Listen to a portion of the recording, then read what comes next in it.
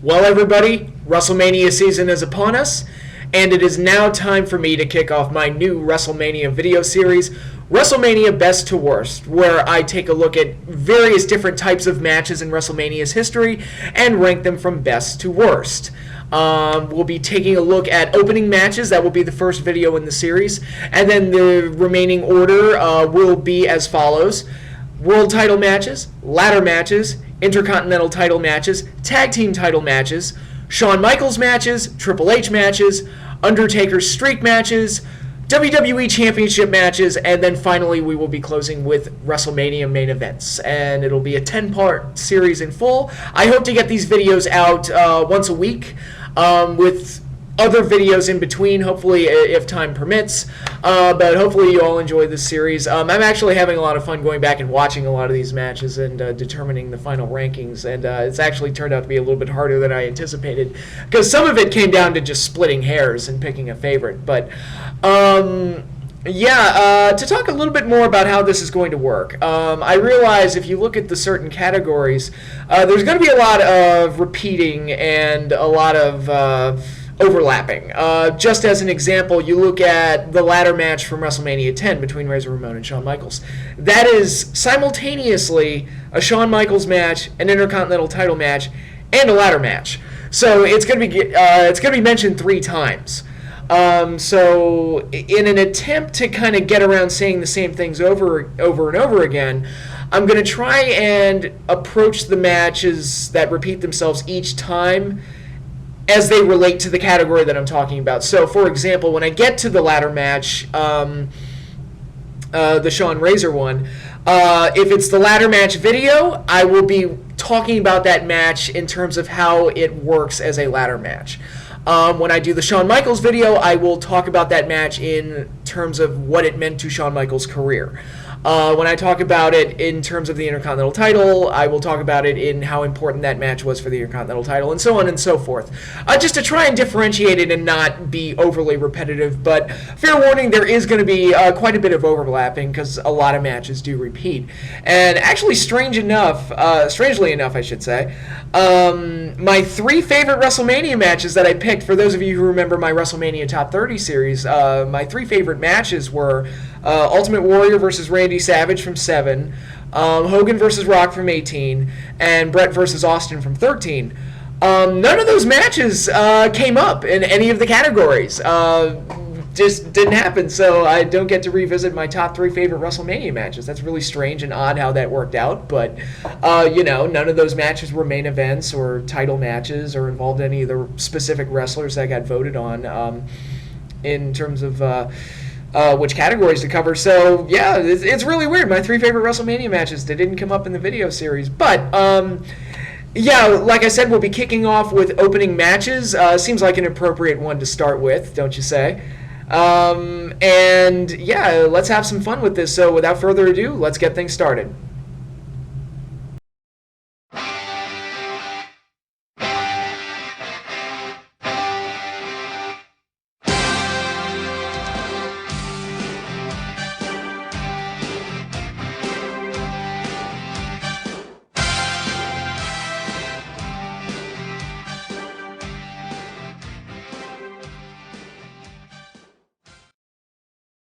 And like I said before, we are kicking things off with opening matches. All of WrestleMania's opening bouts, 31 in all. And since every single WrestleMania has an opening match, obviously this list is going to be a lot longer than most. It's actually tied for the second longest list, tied with main events, obviously, because every WrestleMania has to have an opener, everyone has to have a closer. The longest list was WWE Championship matches because the way WrestleManias 9 and 10 worked out, there are actually more WWE Championship matches than there are WrestleManias. So we'll cross that bridge when we come to it. But there were a lot of opening matches to search through. And I should also note that, and this will be applied to all the videos, not just this one, but pre-show matches will not count. I think that makes it a lot simpler. It takes out at least one extra Intercontinental title match, a few extra tag team title matches. It also eliminates the debate. It's like, all right, so what's the opener? Is it the first match on the pre-show, or is it the first match on the main show? whatever. I'm just keeping it simple, and I'm just not counting the pre-show. Sorry, I know some people might think I'm cheating on that, but it makes it easier on me. Plus, it keeps me from having to hunt down old episodes of Sunday Night Heat and trying to watch those. So, But in any case, what does it mean to be an opening match of not just WrestleMania, but of any pay-per-view? The job of the opening match to me is to start the show off hot, like get things going, but not overshadow the rest of the card. You've got to take advantage of the fact that the crowd is excited. It's the start of the show. They're amped up, and you got to give them a match that kind of plays into that and plays into their excitement without taking away from the bigger matches that are being featured on the show. And it's actually a very important spot on the card, because if you start the show off horribly, it's going to set a bad tone for the rest of the show. And going to the other extreme, if you start a show off too hot or too well and you do too much in the opener, you can tire everybody out and actually wear them out for the rest of the show. And it's even more hurtful if people, and this falls into other problems, but if your main event angle sucks or if people don't give a shit about the bigger matches on the show, then having a strong opener almost kind of sinks your show, because then it's like once the opener happens, like, well, I'm done here, it's all I wanted to see. So the opener, there has to be a reasonable ebb and flow to putting together a wrestling show, and there's no like one size fits all answer to everything, but yeah, being an opener is a very, very important part of the show, and one that kind of gets overlooked. And it's an important part of WrestleMania. It's not always the best match, not always the best spot to be in, but if you can start the show off hot and do a good job and take advantage of the hot crowd and get them excited, it sets a pretty good tone for the rest of the show. So it's really cool that I get this chance to actually highlight the opening matches in WrestleMania's history. So, starting off with my favorite one. So, first match on the first list, on the first video that I'm doing for this WrestleMania series, and I am already cheating. It's a tie. I could not pick a favorite between these two. I thought maybe after a couple years and maybe a rewatch, I'd be able to pick a favorite. I still can't, so it's gonna be a tie. And that tie is between Bret Hart versus his brother Owen Hart at WrestleMania 10, and Daniel Bryan versus Triple H at WrestleMania 30. The two greatest openers in WrestleMania history, and I just can't fucking pick a favorite. So they will both be ranked at number one. Yes, I'm cheating right off the bat. Sorry about that. But what did these two matches do that made them such great openers? Because they were outstanding matches. Arguably the best matches on their WrestleManias. I mean, WrestleMania 10, you'd say the ladder match was the best, but the main event to WrestleMania 30 was also very good. So, you could also say that maybe Bryan and Triple H wasn't the best match at WrestleMania 30. I would say it was, but, does that overshadow everything else that happened on the card? No, not really. It was actually a perfect way to open up both WrestleManias. In the case of WrestleMania 10, that show was basically about Bret Hart. Yes, you had the ladder match, and yes, there were a few other things going on, but the main core of the show was Bret Hart's rise to regaining the title and defeating Yokozuna in the main event and redeeming himself for the loss from last year. And this was the perfect match to start off with, because you had the whole Royal Rumble controversy where Luger was going to be facing Yokozuna first. Bret had to have a match in the opener, and then it would be Bret versus the winner of Luger and Yoko in the main event.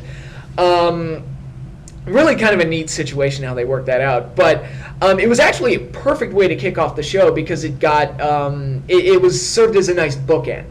It started off Bret's story for the night where first, before trying to go for the championship, he had to face his brother after doing this whole long built-up storyline where Owen became jealous of Bret's success and felt like he was overlooked and that he was the least loved of the Hart siblings, and he wanted to prove himself against Bret Hart, and this was finally his showcase to step out of the shadows and take all that jealousy and rage that had been built up for all those years and take it out on Bret. And in a shocking fashion, Owen actually defeated Bret Hart clean. He beat him when he counted a victory roll.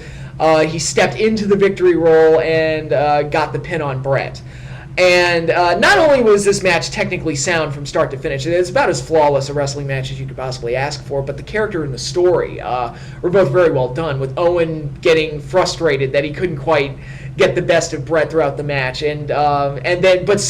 but celebrating every little success that he got over Bret too. So it was constant like back and forth between the two. Bret got hurt during the match. He hurt his leg, which again played into what happens in the main event. And Bret's defeat made it look like, oh man, Bret might not win. And it's like, oh my god, this could be a bad night for Bret Hart. And it worked beautifully, because when Bret beat Yoko later in the night, and it set up that moment where Owen was staring him down during his big celebration, and it was like, this is going to be our next WWF title program. So, again, multi-layered, a lot of things going on here, and even though it was an outstanding match, it didn't take away from the rest of the show, or the big moment at the end. And it worked very well. It was actually the perfect way to open up the show. And Bryan and Triple H, 20 years later at WrestleMania 30, had a very similar setup where the winner of that match would move on to the main event and get the third spot in the triple threat match and face Randy Orton and Batista for the WWE World Heavyweight Championship. And again, it was a payoff to a long storyline where Triple H had kept Daniel Bryan out of the main event. He screwed him over at SummerSlam. The Authority had kept Daniel Bryan down based entirely on his look and his size. This was the corporate mindset, not liking the image of the guy, even though the fans loved him because he didn't meet the mold of what they wanted out of a world champion. And again, very well built, great story. You had the disaster at the Royal Rumble where Bryan wasn't in it and the fans practically revolted, and that led to the whole Occupy Raw thing. It was a very well built story, even though, I mean, you could argue that they were forced to tell that story after the Royal Rumble played out the way it did. But again, they made up for their mistake and they made a great storyline out of it. And so the setup was great. And the match itself, technically sound, had kind of a Japanese element to it, the way they worked a lot of the matches and some of the suplexes that they worked in, and some of the spots and the way they did them. But again, it never lost sight of that story where Bryan was the underdog going up against the Authority, and a very exciting contest from start to finish, with Bryan selling the shoulder injury throughout the entire time, which again played into the main event. Triple H beat him up post-match, actually, which again played into what goes on to the main event. He's going into the main event hurt, and it all played off beautifully, about as flawlessly as you could ask for. And Daniel Bryan got the clean win over Triple H. He overcame that obstacle that was keeping him away from the World Championship. So it was very apropos of how it all played out. He beat him with the running knee. And, it was just, both matches were just very good at serving as bookends. Started off strong and then began a story that played out throughout the rest of the night and then paid off in the main event. So it really set the tone for those particular WrestleManias instead of, and I know it kind of contradicts what I said earlier, where starting off too hot can kind of take away from the rest of the show, but no, it got the ball rolling on the story that they were going to tell throughout the entire night, and it didn't take away, and neither match took away from their shows at all. Like I said, 10 still had the ladder match, and 30 still had the streak ending, and still had Bray Wyatt and John Cena, even though I'm not even going to cover that. So there were other things going on both those shows, and the opener didn't really. I mean, it was better than those things, but it didn't overshadow them or derail the main event story that they had playing throughout the night, because it was part of the main event story that was going on throughout the night. So, both of those matches, great openers. My two favorite openers in WrestleMania history. I'm cheating. It's a tie. They're both number one. So great job there. Number 2 from WrestleMania 7, the Rockers, Shawn Michaels and Marty Jannetty versus Haku and the Barbarian in a tag match in which the Rockers got the win when Shawn Michaels pinned Haku after a top rope cross body block. Excellent tag team match, very exciting, start to finish, just great tag team action throughout. The clash of styles really helped here with Marty and Shawn being the selling type, high-flying guys, and then you had Haku and Barbarian as the big power guys, so the end result was just a nice tag team match of clashing styles that served as a perfect opening match to, again, get the crowd hot, provide some good action, satisfy them, give them something to be happy about. The babyfaces won the match. Yeah, and it's one of those WrestleMania matches that tends to get overlooked because it doesn't have a big story going into it. But you had a team that was over in the Rockers. You had, the Heenan family being represented, who are just natural heels because Bobby Heenan, of course. And it was just a nice pairing, and it made for a nice match. And that's really all there is to say about it. It's one of my favorite tag matches in WrestleMania's history, that's for sure. And yeah, it's like I said, it's one that tends to get overlooked, but if you haven't seen it, go check it out. It's a pretty good one. Number 3, Eddie Guerrero versus Rey Mysterio from WrestleMania 21. Now, obviously, these two have a long history together. They opened up another pay-per-view years before, back in WCW, Halloween Havoc, 1997, which is probably the most famous match that they had together, one of the better ones, too. And this match was kind of the beginning of the storyline that they had playing throughout the year, where Eddie and Rey were friends and they were actually tag team champions together. But Eddie could not get the win over Rey Mysterio whenever they faced each other. It was kind of this thing that haunted him. And it eventually led to a heel turn. The team broke up. And this increasing storyline where Eddie tried to get every which way he could to eventually get that big win over Rey Mysterio, to the point that they did that whole angle with Dominic, where Eddie said that he was the real father of Dominic and not Rey. And just to goad Rey Mysterio into another match just so he could try and beat him, which eventually led to a ladder match determining custody of Dominic, which sounds absurd, kind of was, but the matches that they had and the character development of Eddie Guerrero throughout the year was actually very good, and Eddie played the role perfectly. It was the last great series of matches that Eddie really had before he passed away, unfortunately. And I would say this WrestleMania match was probably one of their weaker matches together. It was not one of their better ones, but still really good. It was still a really good, and like I said, this was not, and with WrestleMania, you typically expect payoffs. This was like the start of the storyline, really, and then it just developed forward from there, but I thought it was a really, really good match, very exciting. There was a couple botches here and there, and Rey kept fumbling with his mask. The mask he had this year, it was not, it was very loose-fitting, and he kept fumbling with it, but it wasn't too bad. But like I said, the action these two put together, and they were friends, so obviously they worked very hard and very well together, and they typically had very good chemistry. So, yeah, I thought it was a very exciting opening match between two guys that typically work well together. So there isn't much else to say besides that. Number 4 may strike people as a little odd, but keep in mind that nostalgia plays a big part into this. WrestleMania 5 was the first WrestleMania I ever saw. I got a videotape of it from a friend. He showed it to me, and I was just entranced by it. And the first match on that show was Hercules taking on King Haku as part of a storyline that they had going where Bobby Heenan was managing Hercules, but he had sold his contract to Ted DiBiase, and Hercules didn't like being treated like a slave. Their words, not mine. Very un-PC to say that, but that's the terminology they used.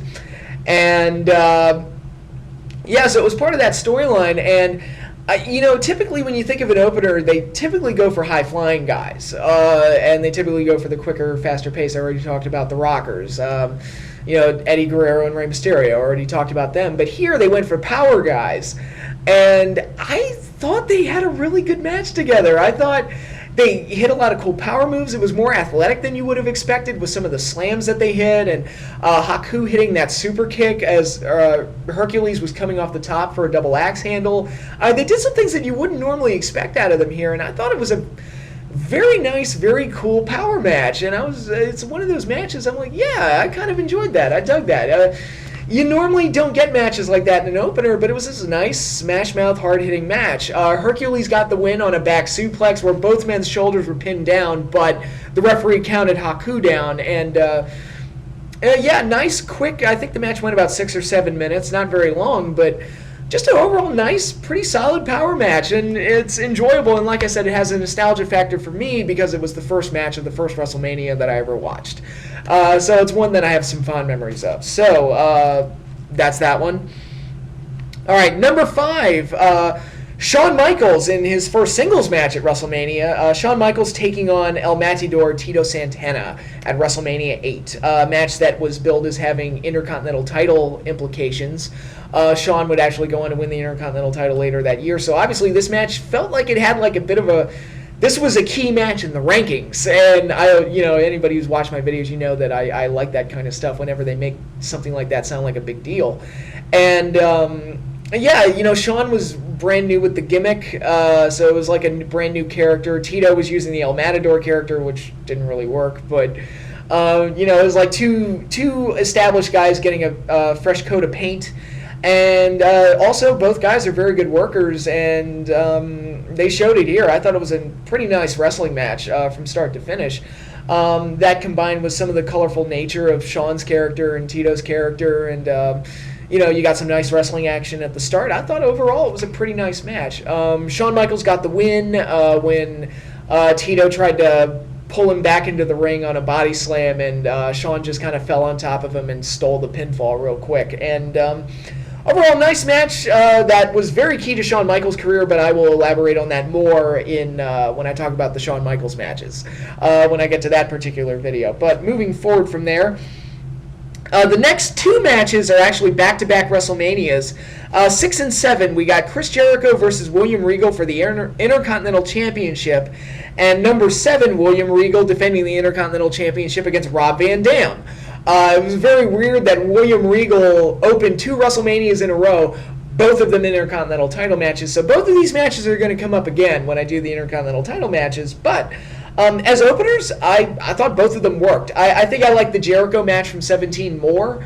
They had done the storyline where Jericho was kind of being a rebel against Commissioner Regal's regime, shall we say. They did that infamous spot where Chris Jericho peed in William Regal's tea, which was very juvenile but kind of funny. And I thought it was overall a nice match. And WrestleMania 17 is typically remembered very fondly among fans. Many fans claimed it to be the best WrestleMania ever, so this is the opening match to what many say is the best WrestleMania ever. I don't know if I agree. I've said this before. I don't know if I agree if it's unquestionably the best Mania ever, but it's definitely up there. It's definitely, at the very least, it's in the top 5. And I thought this match was very good, nice, hard-hitting match. Jericho's injury, because William Regal kept working over his arm, actually, and again, I love this type of stuff, this type of detail, actually played a role in the match, as Jericho could not lock on the walls of Jericho, and Regal was able to break out of it easier because Jericho couldn't hold him because of his shoulder.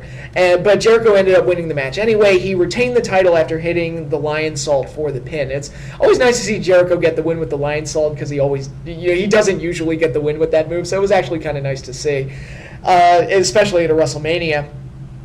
And the Regal Rob Van Dam match from WrestleMania 18 the next year, again, kind of a similar thing. Great action, great wrestling. I thought the two styles meshed very well.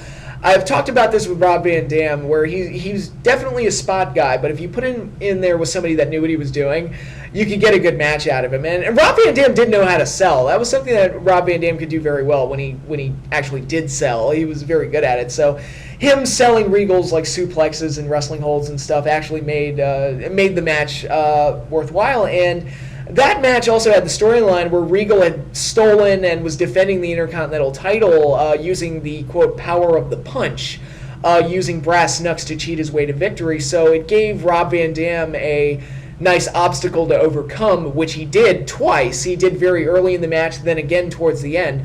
Managed to get the brass knucks away from Regal and hit the 5-star frog splash to secure his first Intercontinental title win.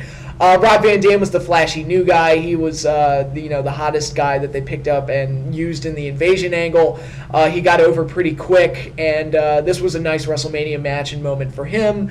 Unfortunately, this match was also the last Intercontinental title match for a few years. It was the last time that this particular championship would be featured for quite a while at the grandest stage. But it was a really good match, and actually both matches, the 17 match and the 18 match, both very, very good openers and pretty solid Intercontinental title matches as well. So both were very enjoyable.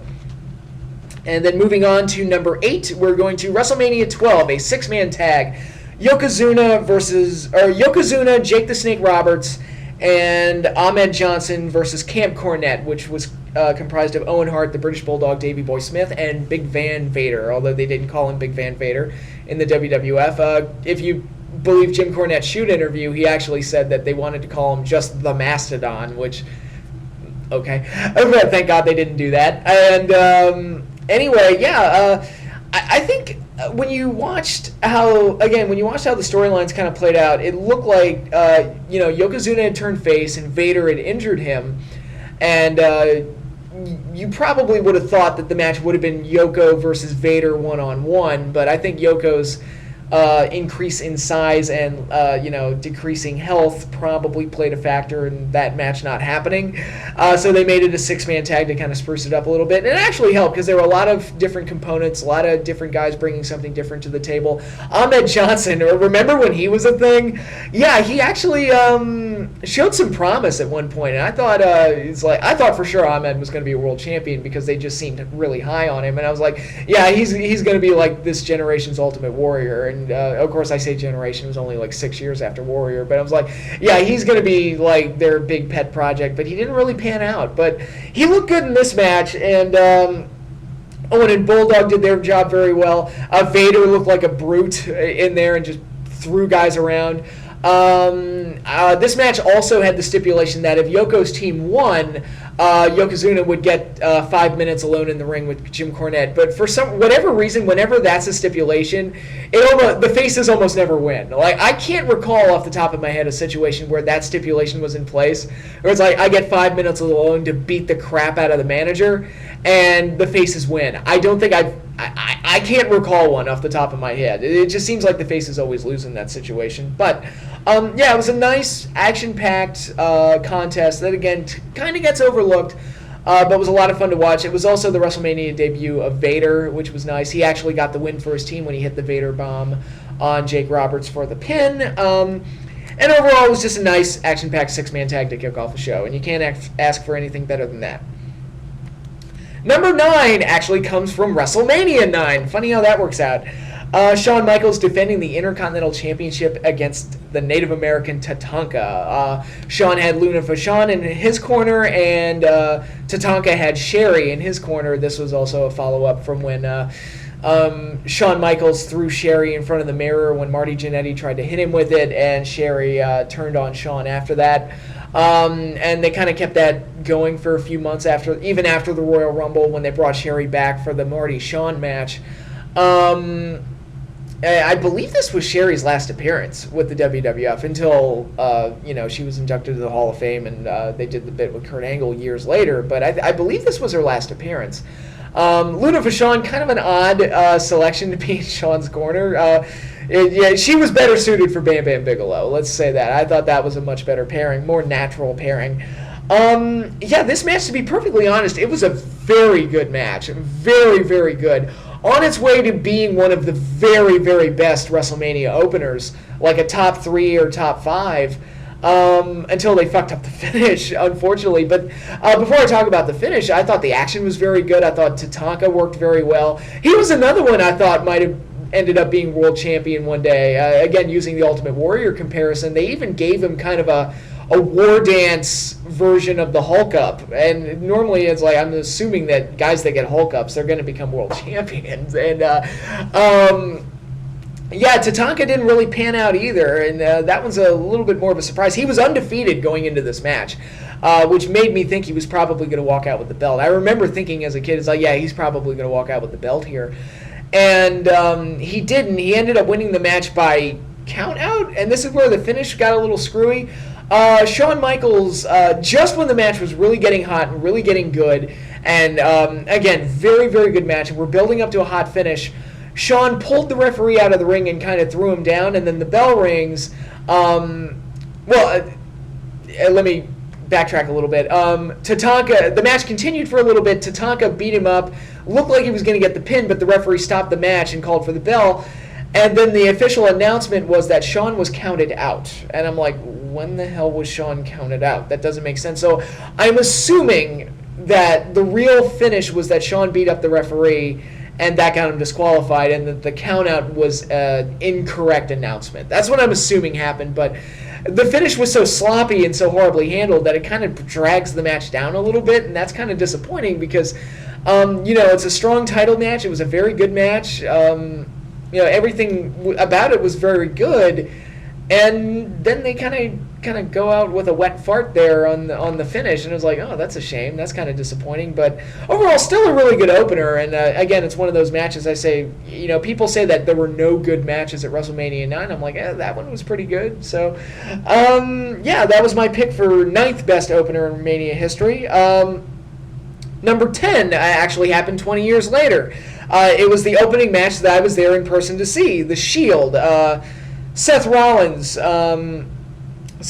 Roman Reigns, and Dean Ambrose versus Randy Orton, Sheamus, and The Big Show in a 6-man tag match. Unfortunately, this is one of the weaker Shield 6-man tag matches. They had much bigger ones. I remember the TLC match they had as their first big outing together, which was very good.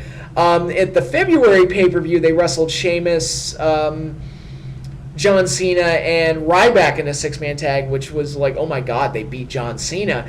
And then throughout Raw, throughout the whole next year on Monday Night Raw, it seemed like they main evented almost every Raw and had like some different 3-man combination that was facing them. But it was all very good, and they had some excellent matches together, and you kind of had this running storyline. It was like, all right, who's going to be the 3-man combination that ultimately beats the Shield? Because that was a storyline they had going where the Shield was undefeated in 6-man tag action, and it made for a nice, like, continuous thing. We got all these great matches out of it. And the WrestleMania one, especially coming off the February pay-per-view where they beat Cena, it was like, oh my god, what are they going to do at WrestleMania? And it was kind of like, oh, they're just... first of all, adding Big Show to the team is an automatic downgrade, no matter how you slice it. But, with all that said, it was still a really good match, and speaking as someone who was actually in the crowd in attendance, it was nice to see the Shield in person and just see them do their thing and just kick ass. And just have a really nice 6-man tag to open up the show. And a lot of moving components, a lot of moving parts. The Shield did great in there. And the match ended with the Shield once again getting the victory as Roman Reigns hit the spear on Randy Orton, and Dean Ambrose picked up the pin as a result of that. So, really good opener. It was really like, man, when you look at Seth and Roman and Dean now, it's really amazing to see where they came from because the Shield was awesome. And nobody was shitting on Roman Reigns back then. At least I don't think so. And, Seth was great. Dean was great. Dean Ambrose, who was legitimately crazy, the character, was a perfect mouthpiece for the Shield. Then you had Seth, who was like the big athletic guy, and then you had Roman, who was the muscle. All very good, and they worked so well together, and they were a really good team, and they never fucked them up either. That was the other thing. They never got to a point where they really, really fucked up the Shield. They gave them a legitimate push and made them an important part of the show, and what do you know? They got over and were great. So who'd have thunk, right? And I really enjoyed this match, and I'm kind of slanting favor towards it because obviously I was there in attendance to see it. And moving right along, we're going to WrestleMania 3, where the Can-Am Connection took on Randy Orton's father, Bob Orton, and Don Muraco in the opening bout. The Can-Am Connection got the win when Rick Martel pinned Don Muraco after a crossbody block when Tom Zink sneaked up behind and tripped him up. So, this match, again, I kind of talked about it with WrestleMania 7, but just a really nice tag match to open up the show. It was probably the first, really solid WrestleMania opener. Good tag team action. Again, clashing styles. You had the young athletic team of Martel and Tom Zink going up against Bob Orton in his only WrestleMania match, because in the previous 2 years he was just the guy in Roddy Piper's corner. Bob Orton and Don Muraco, who were kind of a more bruiser-brawler type of team, it made for a nice clash of styles, made for a fun match. I also, rewatching it again, I did kind of mark out when Jesse Ventura kind of complained about the double teaming from the Can-Ams, and at the end when everything kind of broke down and became a free-for-all, Jesse Ventura was kind of knocking at and felt like the Can-Am stole the victory. I'm like, yeah, Ventura's right. I'm like, how is Ventura the heel announcer again? Everything he says makes sense. I don't understand it. But in any case, I thought it was a nice action-packed match to open up arguably the biggest WrestleMania of them all. Certainly the most significant. The one that, and I've made the comment before that WrestleMania may have been born in 1985, but it came to life in 1987. That was the show that really set the standard. And this was the first match on that particular show. So it's obviously, again, one that kind of gets overlooked, but is significant in its own way. Number 12, going to WrestleMania 24, John Bradshaw Layfield versus Finlay with Hornswoggle in his corner in a Belfast Brawl, which is basically a no DQ match, which JBL won with the clothesline from hell. First of all, the storyline going into this match was absolute dog shit. This was the illegitimate son angle for Vince McMahon. It was ultimately revealed to be Hornswoggle, which everybody groaned at. It was supposed to be Ken Kennedy, but problems arose, and Hornswoggle for some reason was their plan B. I don't know why.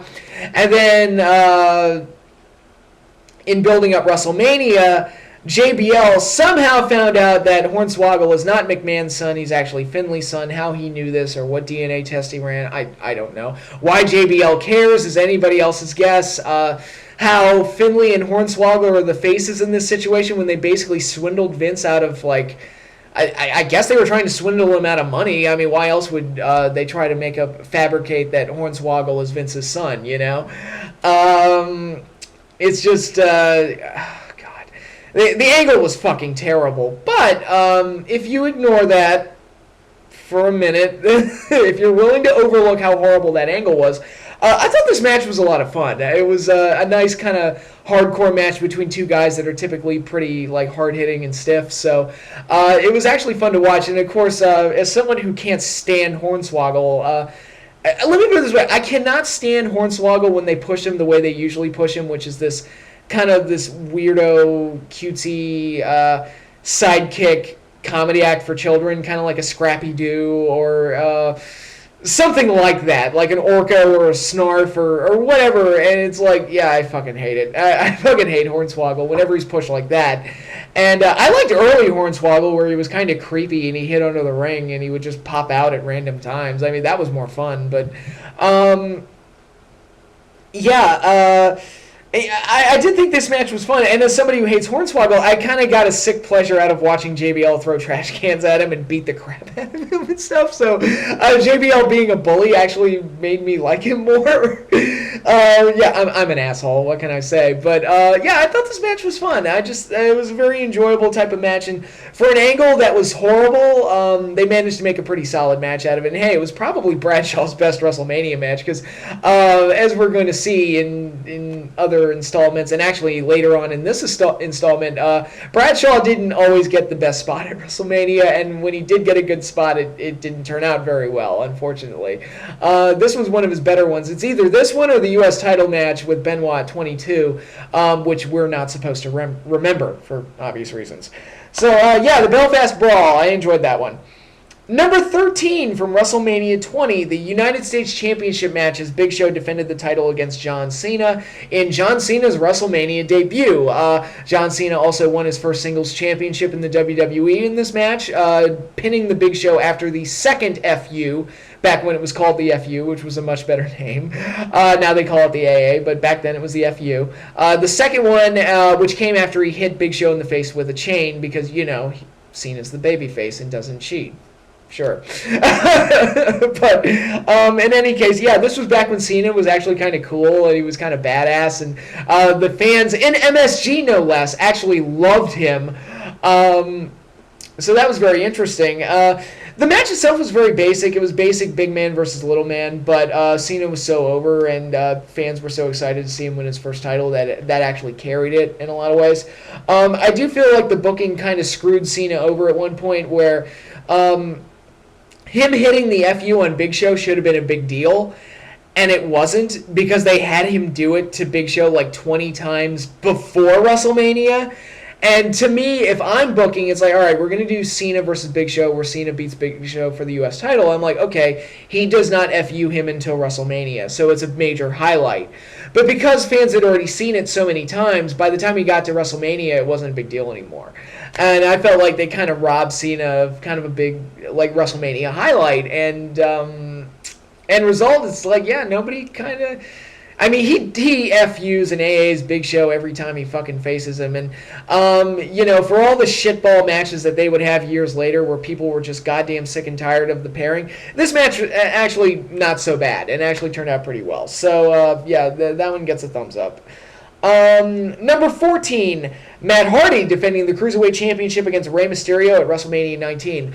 Unfortunately, Rey Mysterio kind of has a habit at WrestleMania of getting like the short end of the stick where, and again, it's not his fault, but he typically gets matches that are too short at WrestleMania. It happened to him at 25. It happened to him at 26. Kind of happened to him at 20. And not that the match itself was short, but the match format deserved more time, and he didn't get it.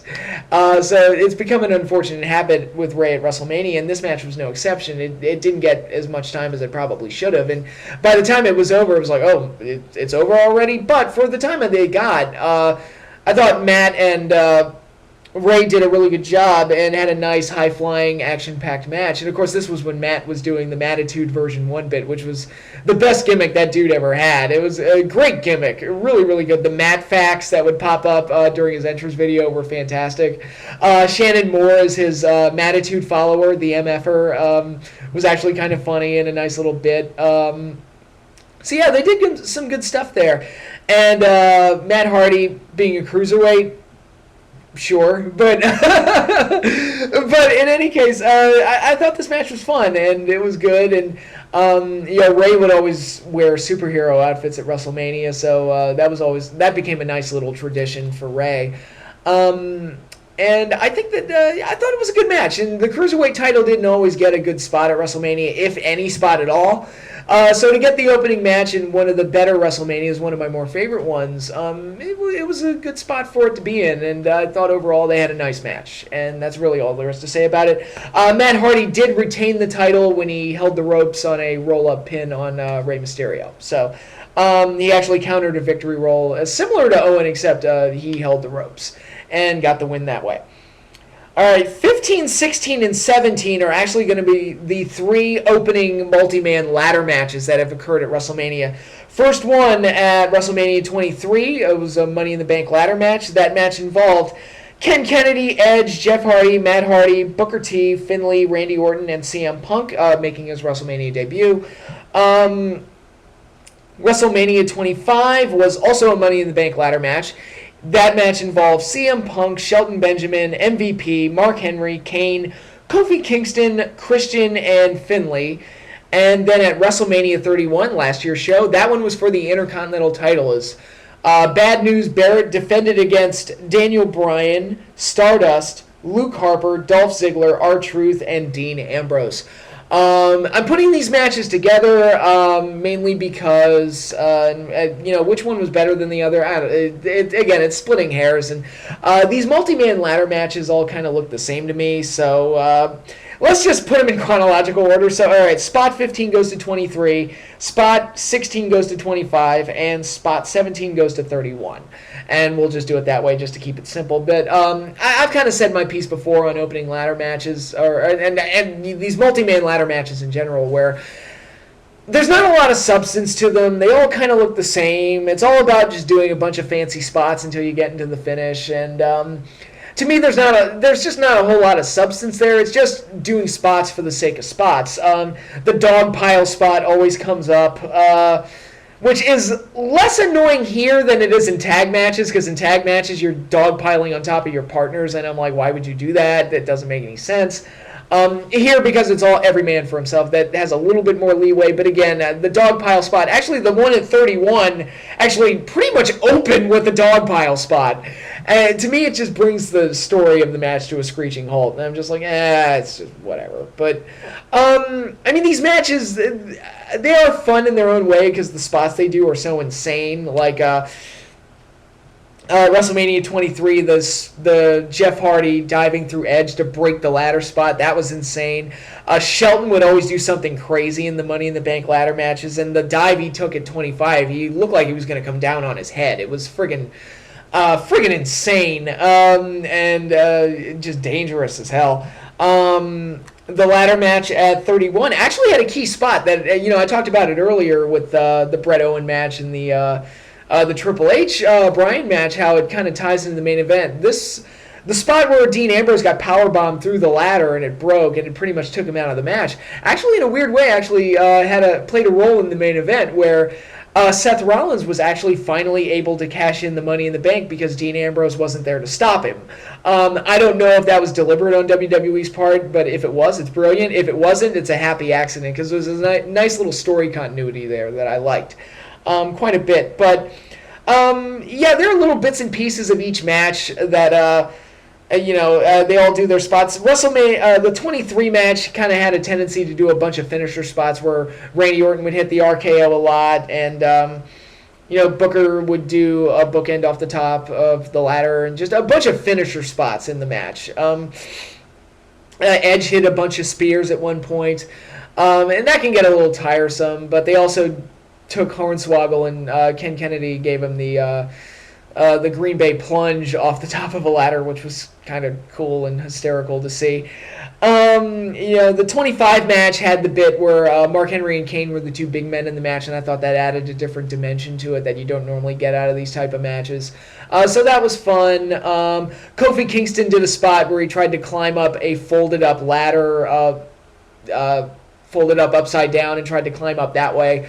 That was kind of cool to see. And actually, going back to stuff like that, and this kind of ties into Kofi Kingston's amazing eliminations from the Royal Rumble too. It'd be nice if guys like Shelton would do those crazy spots in a ladder match and actually win one once in a while, but he never did. It was really weird. I guess I should have saved that for the ladder match portion of this series, but just a tiny little thing.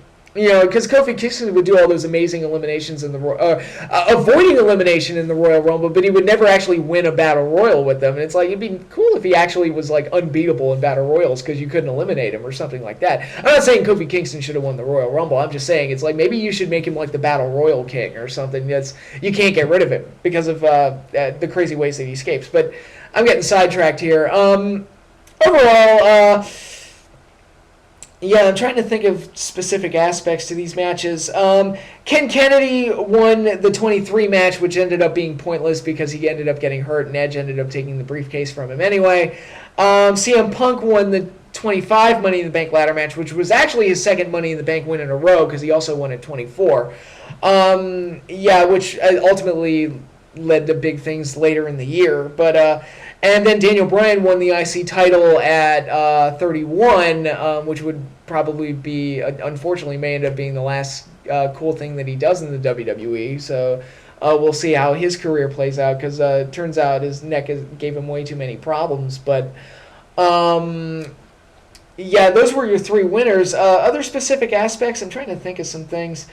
At 23, I've made this argument before, and I don't know how other people feel about it, but Edge should not have been in that match, and I'll say that every time I talk about this match. The main reason being is that Edge had an undefeated streak at WrestleMania going, and if you're not going to have him win the briefcase, then he should not be in this match. And I already pitched the idea it should have been him and Orton one-on-one with Edge going over. And the reason I say that is because at the next WrestleMania, he faced Undertaker, who had his streak on the line, and I was like, it could have been streak versus streak. And because nobody else had an undefeated streak going at WrestleMania, even Cena, nobody else had one.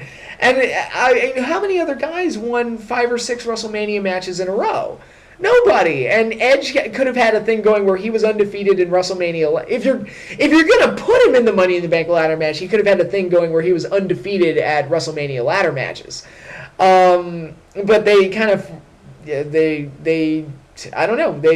I want to say they didn't have the foresight, but JR made the call on commentary that Edge was undefeated at WrestleMania. It's like, why did you keep it going? I don't know. It could have been undefeated versus undefeated the next year, and they blew it. So,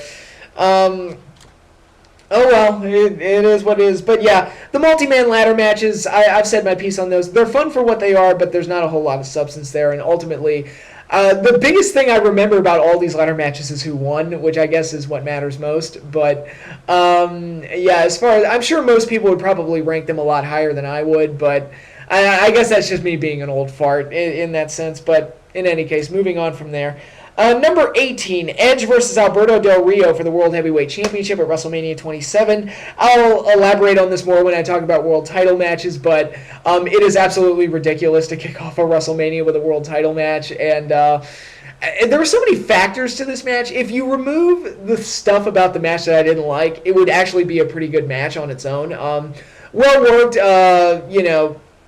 Edge ultimately beat Del Rio with the spear, but there's so many things wrong with what went down here. And I should mention that Christian was in Edge's corner, and Brodus Clay was in Alberto Del Rio's corner, a relationship that was born in NXT when they had trainers and prospects and whatever, and doing that whole thing. But yeah, Alberto Del Rio won the Royal Rumble. Was not treated very well in the build-up. I remember when they did the bit where Shawn Michaels was announced as going into the Hall of Fame, and he super kicked Del Rio, and I'm like, wait a minute, why are you having the retired Hall of Famer kick your Royal Rumble winner in the face? That doesn't gel. That doesn't make sense, because you got to make this guy look as good as possible heading into the big title match. And then Edge just won anyway, so it was like, well, all right, all of that was pointless. And then, unfortunately, this was also Edge's last WrestleMania match because he retired right after that. And I'm like, this was Edge's last WrestleMania match. That's actually really sad. That it was this unremarkable situation that they created where they devalued the world title, devalued the Royal Rumble, or wasted the Royal Rumble at least. And nothing happened. It was just kind of like all right, I don't know why you're starting off the show this way, but WrestleMania 27 did much dumber things than starting off with a world title match. So because of all the factors that went wrong with it, and the fact that Del Rio never worked for me as a character in the WWF. He's not really working for me now. Now that he's back, it's like Ring of Honor, fine. Lucha Underground, fine. WWE, guy doesn't work for me. I don't know what it is. It's really weird. Just some guys are like that. In certain environments they excel, in certain environments they don't. And I guess he's just a guy that just doesn't work in the WWE. I don't know what it is. At least not for me personally. But yeah, just so many aspects that really drag this match down. It's a match that should not have been an opener to begin with. And if it was going to be an opener, it's one that shouldn't have involved a world title or a Royal Rumble being used to set it up or anything like that. And I don't know, it just felt like a waste of so many things. But yeah. I mean, other than that, I mean, it was a good match. Other than that, I wish it just hadn't been for the world title and it didn't involve a Royal Rumble. That's that's just me. Again, I'm probably being nitpicky, but it is what it is. Although they would do much worse things opening up WrestleMania with a world title, but I'll get to that in a bit. Number 19, the 20-man Invitational Battle Royal from WrestleMania 4. And I didn't have enough room in my notepad here, but I do have the full list of participants pulled up right here. All right, full list of participants, all 20 men.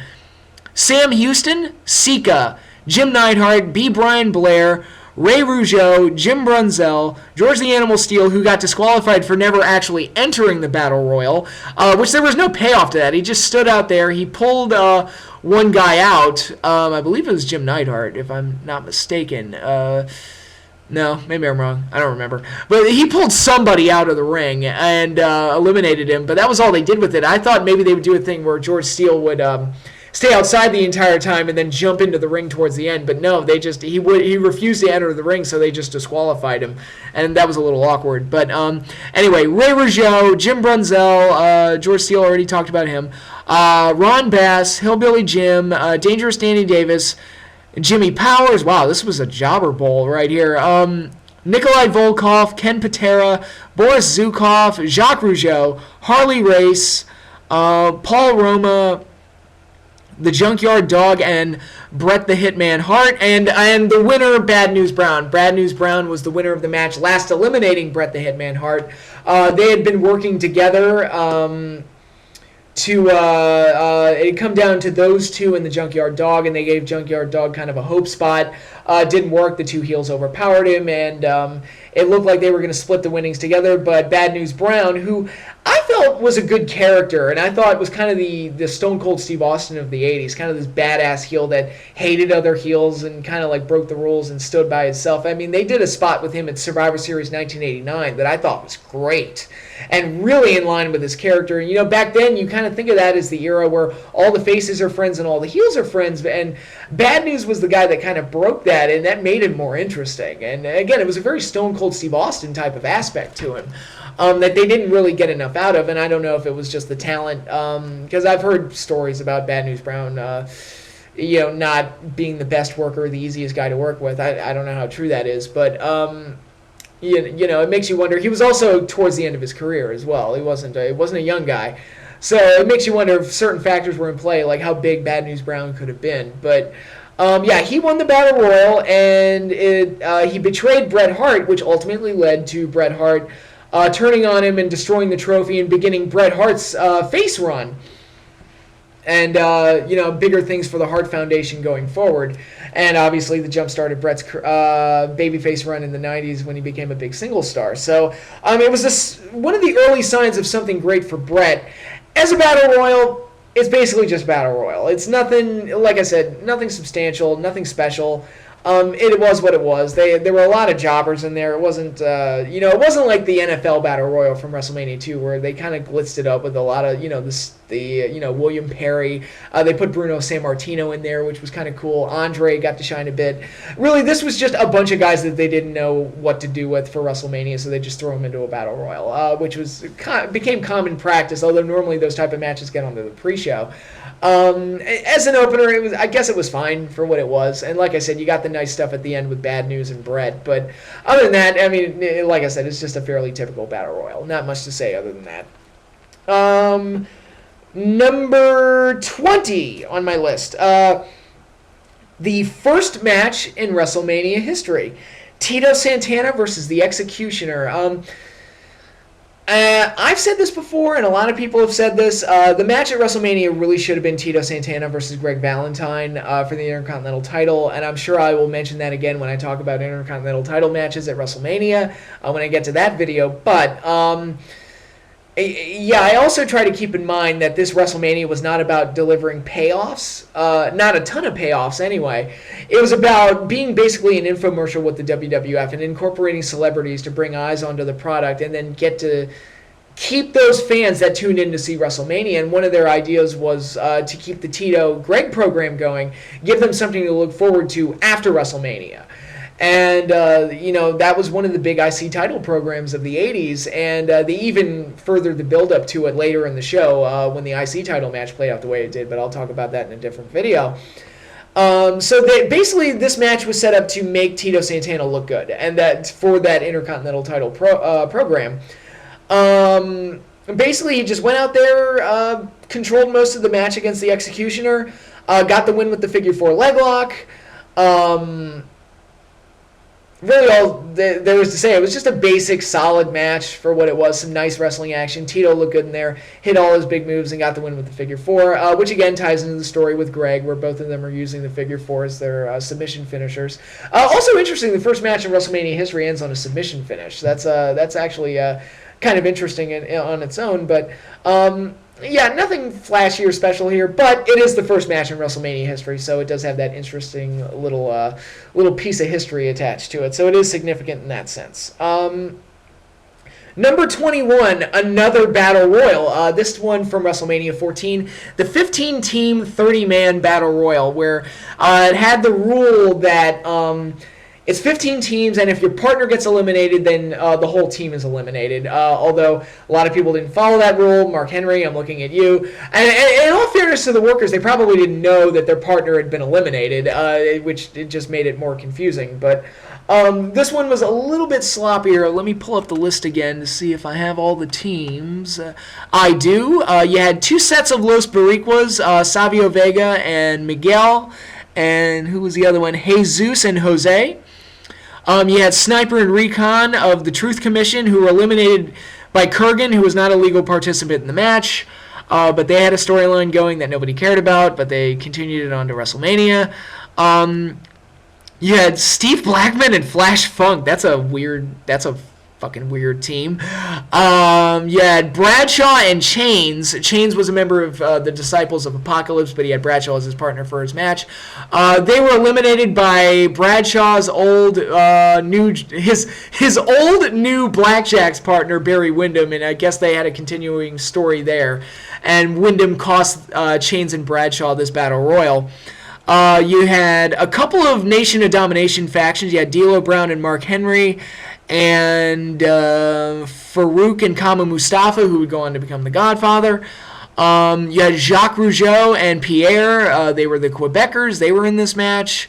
You had Ricky Morton and Robbie Gibson, the Rock and Roll Express. They made a special appearance here, which was actually kind of cool that they got under a WrestleMania card. You had Mosh and Thrasher, the Headbangers. You had Brian Christopher and Scott Taylor. Too much at this point, not quite too cool yet. You had Skull and 8-Ball, who were the other pairing for the Disciples of Apocalypse. You had Henry O. Godwin and Phineas I. Godwin, Hog and Pig. The Godwins, they were turned heel, so they're evil hog farmers, which actually could have worked in like a weird Deliverance way if they'd actually gone in that direction, but they never did. You had Bombastic Bob and Bodacious Bart, the New Midnight Express. And you had Hawk and Animal making their return as LOD 2000, returning with Sunny as their manager, which, Sunny, what is she up to these days? I don't know. I haven't heard from her in a while. But in all seriousness, she looked damn good in that LOD outfit. That is the best she ever looked. And I don't know how she didn't have a shit ton of wardrobe malfunctions with that top, but man, she was smoking back then. Why didn't she do porn back then? It's just, I don't know. But the winners of this tag team battle royal would get a title shot against the tag team champions at the next pay-per-view, Unforgiven. The winners, who were LOD 2000, making their return, ultimately lost that match against the New Age Outlaws.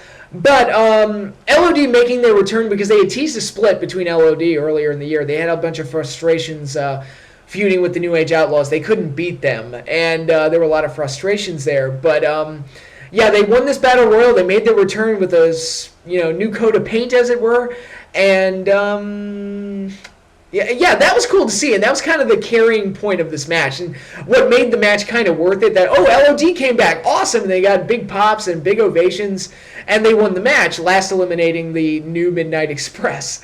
And overall, it was fun for that.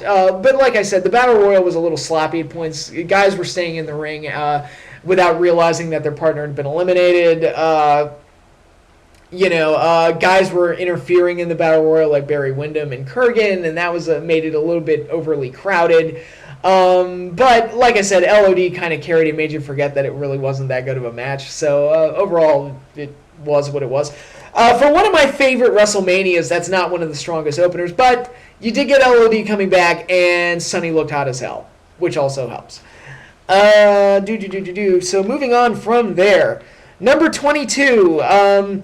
Big Show and Kane defending the Tag Team Championship against Carlito and the Masterpiece, Chris Master. So the ranked 22 here also happened at WrestleMania 22. Funny how that worked out. But this match was pointless. That's really all there is to say about it. It was just Big Show and Kane getting another run when they were long past the point of being relevant. And it's funny because they put them in this tag team together and gave them the tag belts because they didn't know what the fuck else to do with them. And then years later, they did they did it again, which is like, Jesus Christ, how you ran out of things for them to do. So you put them in a tag team and gave them the belts, and then years later you turned around and did the exact same thing. So how many fucking failed runs and attempts at revitalizing these guys are you going to try here, to where you get to the point where you're reusing the same ideas of what you didn't know what to do. You didn't know what to do with them, so you just did some random shit with a tag team, and you're repeating those ideas. It's like, Jesus Christ, it blows my mind. But yeah, it's two young guys that actually had potential, especially Carlito. That guy, so much potential, and they fucked him up. He should have been in Money in the Bank this year. It should have been like, if Rob Van Dam didn't win Money in the Bank, then it should have been Carlito. Like, he should have been like one of the guys like in the running to win it, and I wouldn't have given him the win. Like I said, it should have gone to Rob Van Dam because of what happened with One Night Stand later that year. But he should have been a heavy contender in that match, and they just flushed Carlito down the drain. He got over, great performer, very charismatic, and they killed it. They jobbed him out to Ric Flair, and then by WrestleMania, they didn't know what to do with him, so they just put him in this random ass match, and he got fed to the wolves. Kane got the win for his team with a choke slam on Carlito, I believe, and it was what it was. Nobody really cared. It wasn't a horrible match. It's just symptomatic of so many problems with WWE's booking. And for those of you who got upset over Vince's comments that the young guys aren't grabbing the brass ring or whatever, when he's like derailed so many careers and pushes with lousy booking, it's not a new thing. It's been going on for a while. This WrestleMania happened almost a decade ago, and it was happening back then. So it's really a shame what happened to Carlito, but what are you going to do? 23, Billy Gunn defending the Hardcore Championship against Al Snow and Hardcore Holly in a Hardcore Triple Threat match at WrestleMania 15. Vince Russo fucked this up. I've talked about this before. It should have been Road Dogg in the Hardcore title match and Billy Gunn in the IC title match. And they actually crafted two storylines to set up both of those matches. And for the Hardcore title match that opened up this show, Road Dogg was the Hardcore champion, but he got injured. So Al Snow and Hardcore Holly had to face each other for the vacant title in February, where they had that famous match where they wrestled in the Mississippi River. And Road Dogg was getting back into the title picture because he wanted his belt back.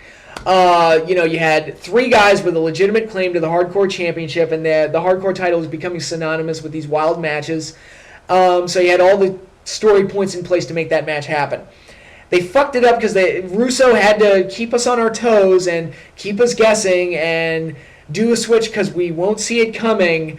And they threw Billy Gunn. They had him win the Hardcore title on a random episode of Raw and injected him into the Hardcore title match at WrestleMania 15. And it completely threw the storyline of the match out of sync completely. And the reason for investing in the story behind this match was thrown out the window. And it's a shame because it ruined the match. It basically just ruined the match. That said, the match itself was nothing spectacular. It was a very basic hardcore match. Not living up to what we had seen, like I said, the Holly Al Snow match where they wrestled each other in the Mississippi River and all sorts of crazy shit. They didn't do anything like that here. It was, again, very basic hardcore match. It only lasted a few minutes. Hardcore Holly got the win after Billy Gunn hit the Famouser on Al Snow through a chair, and Hardcore Holly hit Billy Gunn with the chair to prevent the pinfall and then just stole the pin himself, and the match was over. And Hardcore Holly won back the Hardcore title, and it was what it was. That's all there is to say about it. It was what it was. And this was not the only mistake that WrestleMania 15 made with a championship match, which I will certainly elaborate on. Actually, the European title match turned out very well. The main event turned out okay, too. It was the tag and IC title matches that didn't turn out so well. But I'll get to those when I get to those later on. So that was 23. Number 24 actually happened the next year. D'Lo Brown and The Godfather with Ice-T in their corner. Which, he sang them to the ring. And by singing, I mean just casually repeating, "Pimpin' ain't easy, man. Pimpin' ain't easy, man." Yeah, got annoying real quick. Ice-T sucks. But that's just me.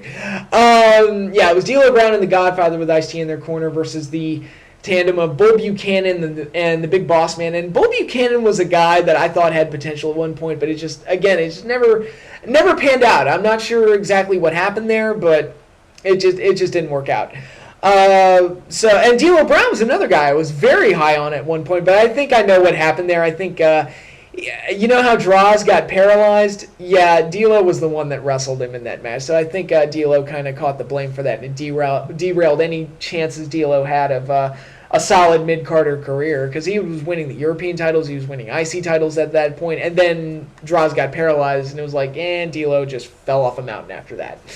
So, here he is in the opening match of a WrestleMania working with a pimp. And Godfather was one of those weird characters I never understood, because, why wasn't he arrested? Like, shouldn't pimps get arrested? I mean, because that is illegal to do that and parade around with your lady friends. The but maybe I'm just overthinking it. But yeah, I mean, D'Lo and Bull Buchanan did some stuff in this match that was actually kind of cool, like a top rope Hurricane Rana and all sorts of stuff. But when you watch a Godfather match, you kind of learn not to expect much in the way of solid wrestling action. He's just there because he's a colorful character that got over and doesn't really offer much other than that. Big Boss Man physically was kind of past his prime at this point, which is a shame because I thought he was a great character during that point. If you take the physicality that Boss Man had in the early 90s and you put it on the character of the Boss Man in the late 90s, you would have had a vastly different wrestler that could have been very good. But as it was a very basic tag match. Didn't really leave much of a mark. Very unremarkable. Yeah, that's really all there is to say. Boss Man and Buchanan got the win after Boss Man hit D'Lo with the Boss Man Slam, and then Bull Buchanan followed it up with a flying leg drop for the pinfall victory. And if you like tag team matches, go watch WrestleMania 2000 because that show had a ton of them. No singles match. Well, one singles match. The Cat and Terry. Sure. What else? All right, number 25. Another tag team match that opened up a WrestleMania. The Big Show and Miz, known as Show Miz, defending the tag team championship against R-Truth and John Morrison at WrestleMania 26. This match was pointless. It just, whatever. I wasn't invested in either pairing at all. Again, I will elaborate more when I get into the tag team title video, but I wasn't invested in either pairing. It felt like a throwaway filler match, actually. It felt like a bathroom break match, and that's not how you want to open up a show. You want to open up with something hot. They probably should have opened up with the Randy Orton versus Cody versus Ted match. I think that would have been a better opener. Yeah, it's just... it was just a thing. That's basically all I have to say about this match. It was just a thing that happened. Big Show got the win for his team when he hit the WMD, his big punch. He's got a big punch. Yeah, that he does. Hit it on John Morrison, which led to the pinfall victory, and Show Miz retaining the titles to the delight of absolutely no one. And, very, very blasé opener. I mean, it wasn't long enough to be boring. It was just... It was just there. That's just it. It was just there. And speaking of a match that was just there, number 26, the model Rick Martel versus Coco Beware, the opening match of WrestleMania 6. Whenever you see Coco Beware in a match, you know he's going to lose. And, yeah, that's basically what it was. They went out there, had a match. Martel beat him, as expected. He beat him with the Boston Crab, winning by submission, and that was it. That's basically all there is. The match is so unremarkable that I forgot that this was the opening match to this particular WrestleMania. When I was going back and I was reviewing them all, it was the only match that I had forgotten was the WrestleMania opener. I was like, what was the opener to 6? I couldn't remember. I thought, was it the tag title match? No, it was actually this match right here. And it was like, oh, okay. But the white guy went over. I mean, Martel, the model gimmick was actually really good for him, and he made it work really well. And actually, when he was put into a good storyline like the feud with Jake, which led into WrestleMania 7, it got much better results. The feud with Shawn in 92 was also pretty fun and pretty good. So, but this match, it was just, again, it felt like they were opening up with a throwaway and not a hot opener to kind of kick the show off right. And that was a problem. Number 27, opening up WrestleMania 11, my favorite WrestleMania ever. God, 11 was so good. And by good, I mean the worst piece of shit that they ever produced at WrestleMania, because it's awful. Yeah, the opening match to that gem of a show was the Allied Powers, the tandem of British Bulldog Davey Boy Smith and Lex Luger, who had a kick-ass theme song, by the way. Most of the... mashup tag team theme songs. Some of them work, some of them don't. That one worked very well. I thought working in Bulldog's theme with Luger's theme actually made for a pretty kick-ass theme song. But Yeah, so it was the Allied Powers versus the debuting Blue Brothers, who, if you don't know who the Blue Brothers are, they're the Harris twins, Ron and Don Harris, and they had Uncle Zebekiah as their manager, and if you don't know who that is Dutch Mantell, also known as Zeb Coulter, Jack Swagger's manager years later. And, yeah, this was actually the Blue Brothers, their debut with WrestleMania. This match was their debut with the WWF. They didn't, as far as I know, they didn't appear on Superstars. They didn't appear on any other show. I'm sure they worked house shows prior to this, but those were non-televised. This was their actual, like, on-screen debut with the WWF. And as I distinctly remember as a 10-year-old kid not having any clue who they were and just finding it bizarre that WrestleMania was opening up with this match. It was like they're opening up with a bunch of guys I have no idea who they are. And I think this was their debut because the announcers were talking, the announcers were Lawler and Vince. They were talking like they had never seen the two before and like it was their debut. So I'm assuming that this was their debut. And of course they lost. It's like that's always good. Have a guy lose their debut. That's always a good move. But yeah, the match was kind of sloppy. They couldn't allow. I distinctly remember one spot where British Bulldog and Luger were trying to sync up their power slams to where they were power slamming both Blue Brothers at the same time, and Luger kind of twisted wrong and almost hit his power slam to land on top of Bulldog, and it was really awkward. And there were a few awkward moments throughout the match. And you combine that with the fact that the match meant nothing other than making the Allied Powers look good, which again, I think this was the first time they teamed together. So this match was all sorts of random, and it was. Yeah, it was just bad. It was just really bad.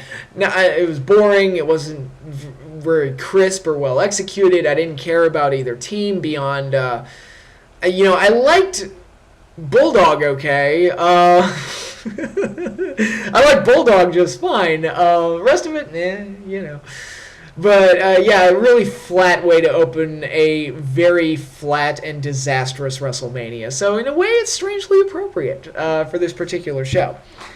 Sadly, it was not the worst WrestleMania opener. I wish it was. It would make this list so much easier if it was. But number 28 from WrestleMania 2, Paul Orndorff versus Don Muraco with Mr. Fuji in his corner. Now, this match should have been good.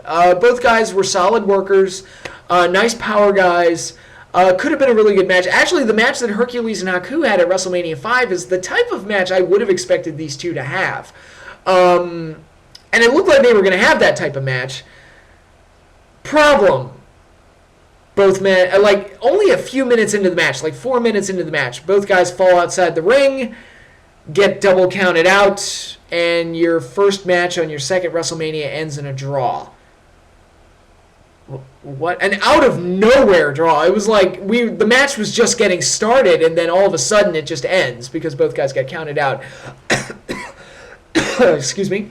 The crowd started chanting bullshit, so that gives you an indicator on how well this match went as far as opening up WrestleMania. It's like, wow, first match and the crowd is chanting bullshit when it's over. I'm like, we're off to a great start. I should also note that this was the New York portion of the show, which answers all sorts of questions of why a bullshit chant would break out on a typically family-friendly era for the WWF. But,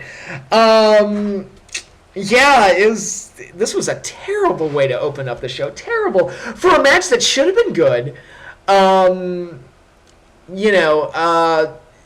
It's the opening match too, so you don't want to start off poor, and they started it off with a draw, and it makes me wonder if both guys fell outside the ring by accident and something happened. I don't know, because this was also the same WrestleMania where Velvet McIntyre had a wardrobe malfunction and Moolah had to not shoot pin her, but they had to rush into the finish so Velvet could get out of there and, not embarrass herself. And so it makes me wonder if there was some kind of fuck up there that caused that. I don't really know. If anybody knows, please elaborate. But, yeah, this was a disastrous way to open up WrestleMania 2. It was pretty bad. Like, shockingly terrible. And again, if you don't believe me, believe the bullshit chant that happened right after it was over. And I almost considered this giving this worst WrestleMania opener ever, but the last two kind of topped it for me. WrestleMania 13, which is one awesome submission match away from being the unquestioned worst WrestleMania of all time. If it was not for that match, it would, without a doubt, be the absolute worst WrestleMania of all time. And I'm going to cover that more when I get into the main event. I'm going to cover that more when I get into the IC title match. And I'm going to cover that more when I get into the Triple H match, when I get into the tag title match. WrestleMania 13 is all over this show. WrestleMania 13 is all over this list, and all over this video series. And it's going to be fun. It's going to be fun. I'm going to have a blast. It's going to be great. What was the opener to this wonderful WrestleMania? It was a number one contenders tag team fatal four-way. Doesn't sound that bad, but wait. The winners would get a shot at the tag team titles the next night on Monday Night Raw. I should note that the winners did not win the tag titles. That match ended in disqualification, and the champions, Owen and Bulldog got into a fight with each other afterwards, which ultimately led to the Hart Foundation faction forming when Bret kind of united them all together and blah, blah, blah, all that stuff. But the four teams in this match were the Headbangers, not bad. The Godwins, all right, they were mainstays at the time. Never liked them, but whatever. Doug Furnas and Philip LaFon, which I dare anyone to tell me that they remember who they were. They were a lot of raw talent there.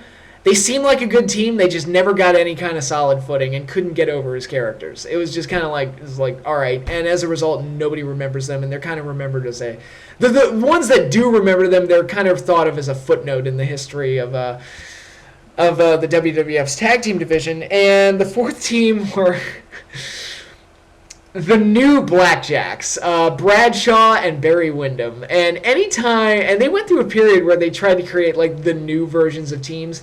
Anytime you try to do that, it almost always sucks. The new foundation, when the Hart Foundation broke up, that was between Jim Neidhart and Owen Hart. They sucked. No knock on either guy. The pairing just didn't work. Trying to think of some other ones. You had the New Rockers with Marty Jannetty and Leif Cassidy. They sucked. Leif Cassidy, not Shawn Michaels. And I love Al Snow to death, but he's not Shawn Michaels. You had the new Midnight Express, which I've already talked about, which were in no way comparable to the old Midnight Express. That failed NWA stable that they had in '98. That was some great stuff there. And now you have the new Blackjacks here at WrestleMania 13, and yes, they were a shitty version of the Blackjacks. That's what they were. That's all they were. They were just a shitty version of the Blackjacks.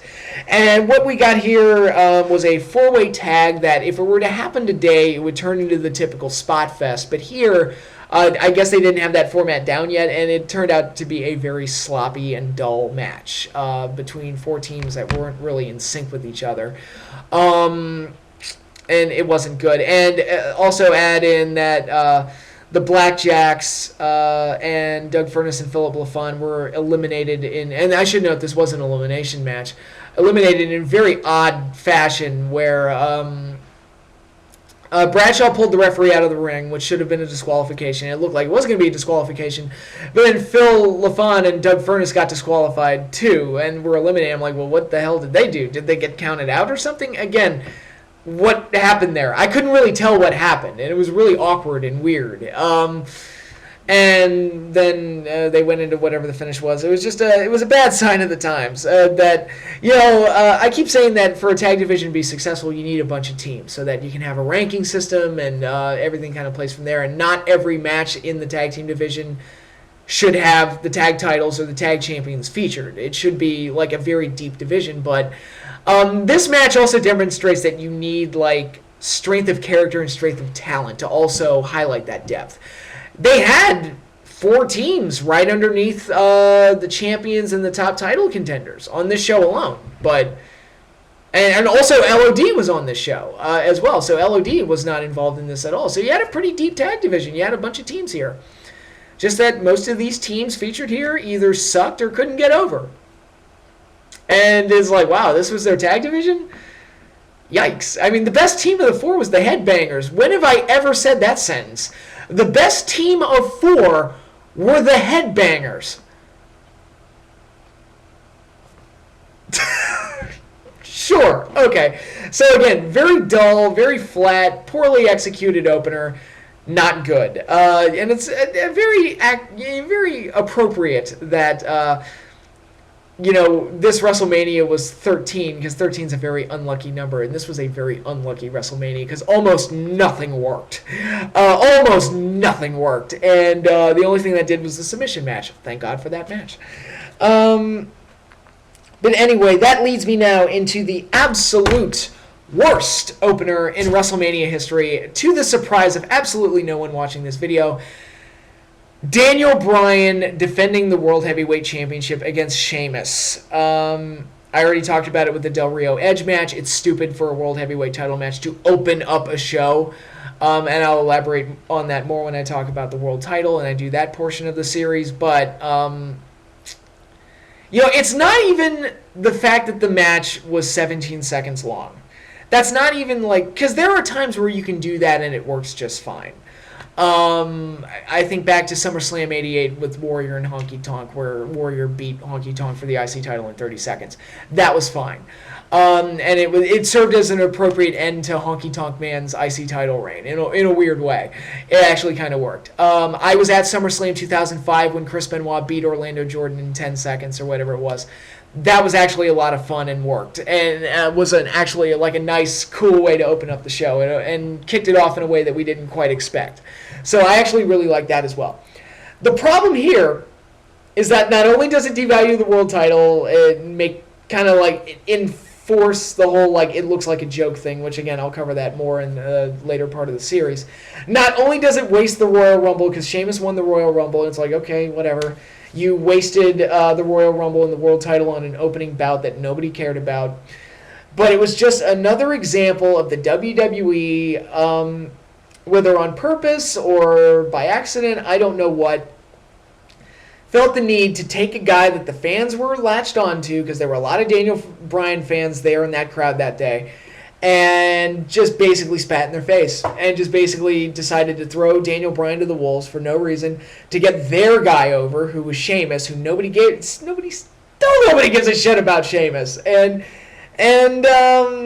it was a disastrous way to open up WrestleMania, because that crowd was pissed, and it basically ruined the first hour of the show because they were still upset about Daniel Bryan. And actually, funny story, I distinctly remember after that WrestleMania had ended, a friend of mine called me asking me for the results because he missed the show, and he's like, all right, let's just go over the show, tell me what happened.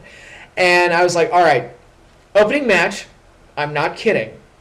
John, I'm not kidding. And he's like, okay. I'm like, all right, just keep in mind, this is not a joke. I'm not bullshitting you. This is actually what happened. All right, opening match, Daniel Bryan versus Sheamus for the world title. And he's like, okay. I was like, I could hear it in his voice already. He's like, all right. And I'm like, all right. And again, I reinforce this, John. I am not kidding you. This is exactly what they did.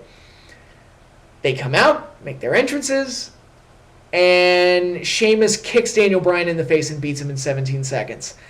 And John went quiet on the phone for 10 seconds. Then he's like, okay, let's go to the next match, and we'll go over the whole card, and we'll come back to that. And then I go over all the results, boobity boom boom blah blah blah blah blah, and then I go, and Rock beat John Cena. He's like, all right, let's go back to the Daniel Bryan thing. That is complete and utter bullshit. And it's just really funny. He needed 10 minutes to process what I had just told him. He was like, all right, that Daniel Bryan thing is bullshit. And we're like, yeah, it is bullshit. It's a ton of bullshit, the whole thing that they did. And just a terrible way to open up WrestleMania, or any show for that matter, because it was it wasn't done for any artistic reason. It was done just to get their guy over, make the internet guy look like shit, and it pissed off all the fans in the process. And in a weird way, it what's that line that Obi-Wan had in A New Hope? If you strike me down, I shall become more powerful than you could ever imagine. Daniel Bryan actually got more over after that match because the fans just cried bullshit on that. And they were right. It was bullshit. And it actually got Daniel Bryan more over because people felt sorry for him. It's like, he's such a talented guy and you're doing this to him. It makes no sense. But that is my pick for the absolute worst opener in WrestleMania history. I'm sure nobody is surprised by that. But I'm sure there's some rankings in this list that some people are going to go, huh? Especially with the ladder matches. But like I said, The multi-man ladder matches aren't really a huge attraction for me. Sorry, that's just how I roll. But yeah, overall though, it's the opening match, like I said, it's a key part of any pay-per-view, not just WrestleMania. And it was fun to go back and watch all of those old, especially the older ones, to go back and watch those opening matches, and even the bad ones. It was like, oh yeah, it was like that was a disaster, and it's like, oh yeah, that was a bad way to start off the show. But then the really good ones really stand out that much more because of it. It's like, yeah, it really is a science trying to start the show off right and get that right balance of to kick the show off and get it going and make sure that. The show starts off hot, so it was cool to honor those matches and then shit on the bad ones. So yeah, that's the first video in this series done, and I feel good about it. So I think I'm gonna have fun doing the rest of this series. But until then, stay tuned for more.